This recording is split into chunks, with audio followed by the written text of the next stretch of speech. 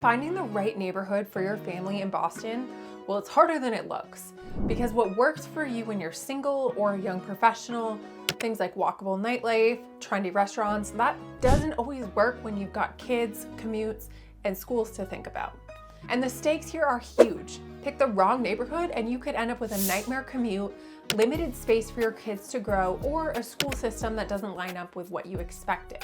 Once you buy or sign a lease here, those mistakes are tough and expensive to fix.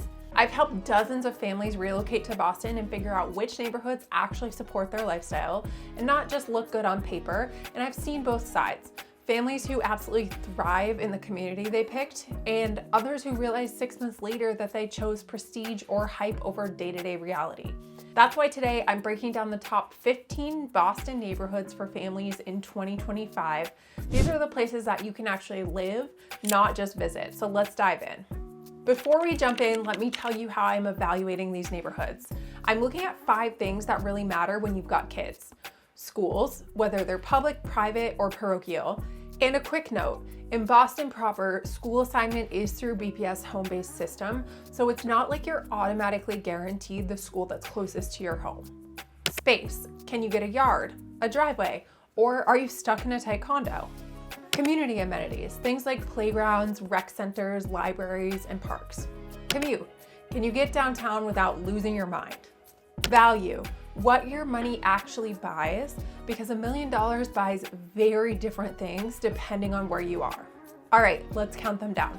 Number 15, South Boston. Southeast changed a lot in the last decade.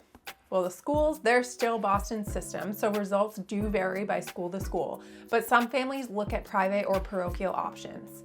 Space in Southie is tight unless you're in City Point with serious money. You're looking at condos and row houses, and yards are rare. But the parks and waterfront access are amazing. You have Carson Beach, M Street Park, the Harbor Walk. If your kids love the outdoors, then this is a huge win. Commute from Southie can be fantastic. The Red Line, if you're close enough to it, gets you downtown in 15 to 20 minutes, and you can walk to the seaport. Prices are gonna range from $800,000 to $1.5 million for a family-sized condo. It is expensive for the square footage, so Southie is really a lifestyle choice. You get that urban energy, beach access, but you do sacrifice schools and space. Number 14, Charlestown. Charlestown's got historic charm, brick townhouses, cobblestones, the Navy Yard. Schools, again, BPS school system.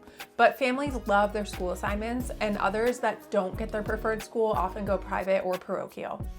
Space is limited, but you do have beautiful properties. They are usually more narrow layouts, and you don't typically get much of a yard. But the community here is strong. It's very tight-knit. You've got a lot of parks, the Boys and Girls Club, and when it comes to the commute, it's pretty amazing. You're on the Orange Line at Community College, or you can literally walk or bike downtown in 10 to 15 minutes. Prices run from $700,000 to over $1 million with not a ton of square footage. Charlestown really works if you want the charm and the quick city access, and you can live with a tighter space. Number 13, Dorchester, in what I call the family-friendly pockets. Dorchester is massive. It's the biggest neighborhood in the whole city. But I'm really talking about the family pockets like Ashmont, Savin Hill, parts of Peabody Square.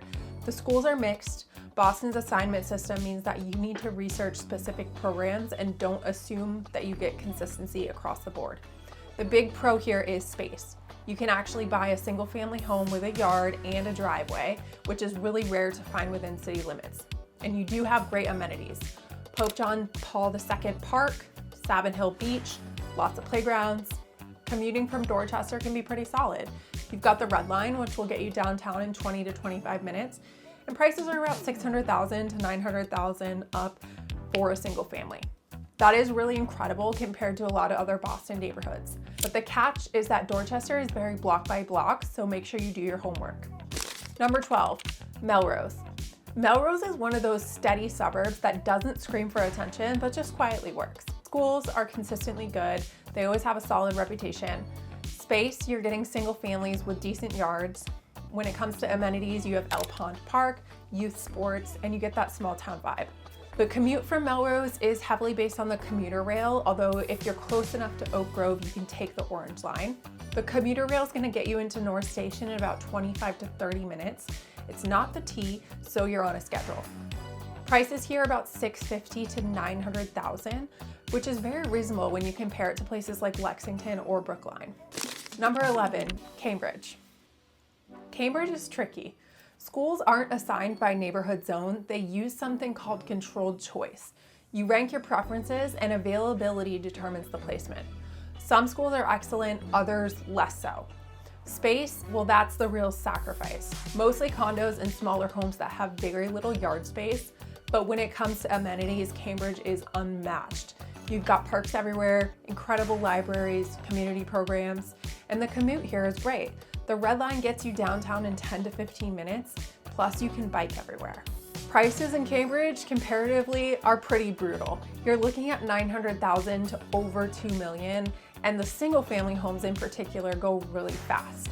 Cambridge is for families who can afford the premium, want education and urban access, but don't necessarily need as much space. Number 10, Needham. Needham is textbook suburbia. The schools here are elite. Needham High is one of the top-ranked schools in the state. Space is great. When it comes to space, you have a lot of big single-family homes with yards, which is exactly what most people picture for kids. The community is also wonderful. You have fantastic rec programs, youth sports. It's a very family-oriented town. When it comes to the commute, you're looking at the commuter rail on the Needham line, or you can drive, but it's about 30 to 45 minutes depending on where you are if you're taking the commuter rail. Prices here are about $900,000 to over $1.5 million. Needham is really for families who can handle the commute and want that classic suburb living. Number 9, Roslindale.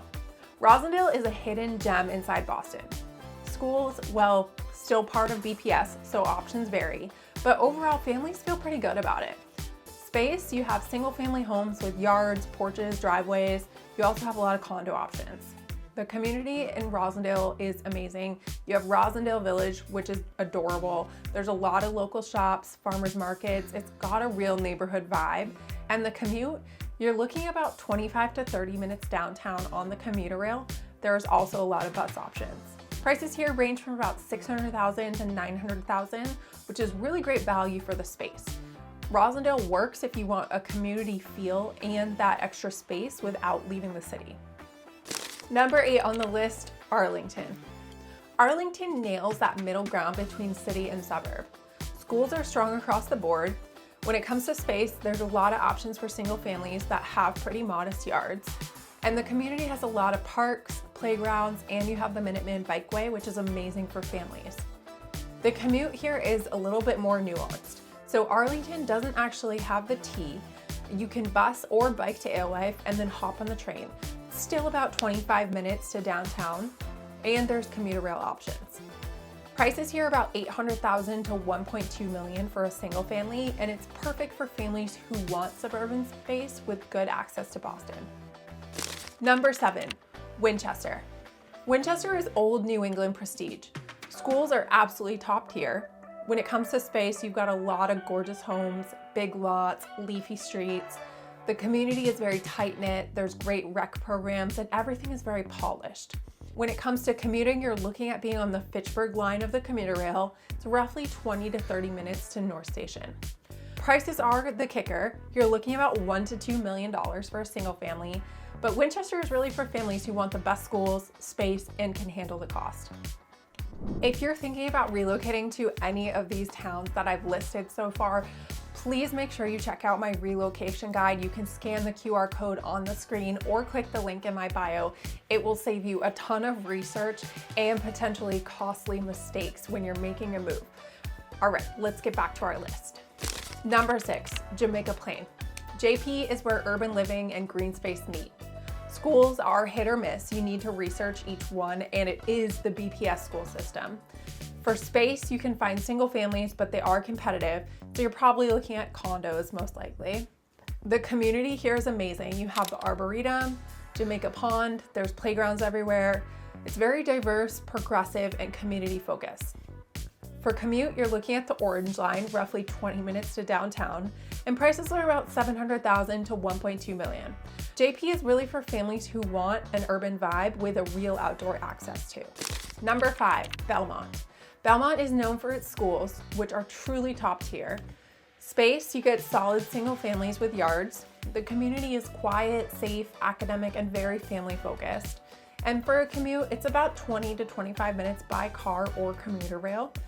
Prices range from $1 million to $1.8 million, and Belmont is really for families who prioritize education above everything else.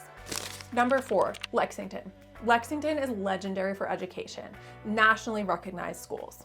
Space, you have beautiful homes with yards, plenty of room. The community is a strong family culture, tons of youth sports, and historic charm.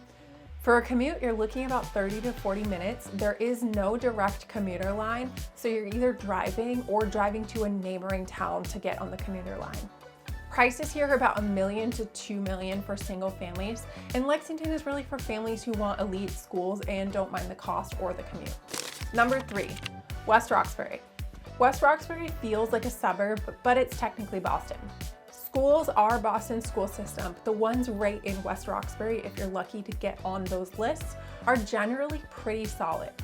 When it comes to space, there's a lot of single families, you get a driveway usually, quiet streets, and there's a nice community feel. Lots of playgrounds, there's a rec center, and it has more of a small town feel. For a commute, you're about 30 to 35 minutes to downtown via the commuter rail or trying to drive.